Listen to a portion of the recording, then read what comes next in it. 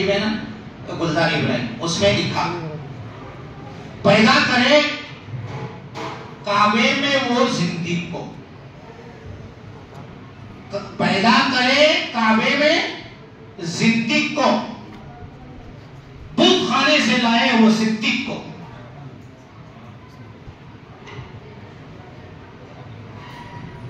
काबे में पैदा करे जिंदगी को और बूथ खाने से उठा करके लाए सिद्दीक को।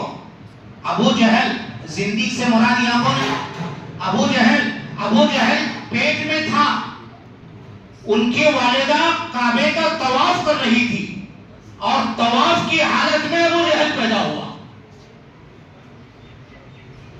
तो जरूरी नहीं कि जो काबे की जमीन पर मिजान रहमत के पास पैदा हो जाए अल्लाह उसको हिदायत दे, जरूरी है।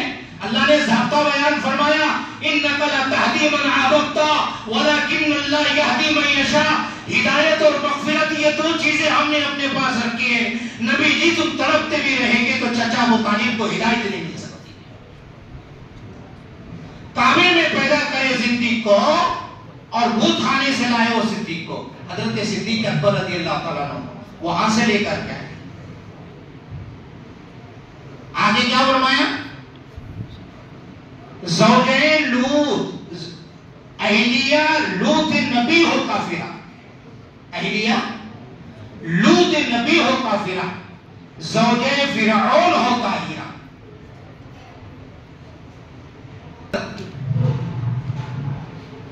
अहलिया लूत नबी हो काफिरा,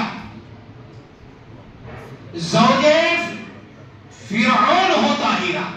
अल्लाह चाहे तो नबी अलैहिस्सलाम नबी है हजरत लूत अलैहिस्सलाम, लेकिन अल्लाह ने उनके अहलिया को क्या काफिरा बनाया। और इधर फिरौन काफिर है, मोमिनीन का दुश्मन है, लेकिन अल्लाह ने उसकी बीवी को हजरत आसिया बनाया।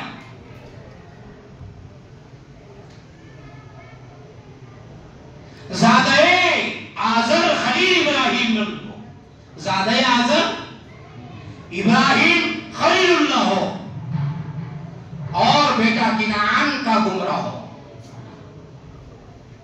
ज़ादे आज़र इब्राहिम खलीलुल्लाह हो और बेटा किनान नूह का गुमराह हो।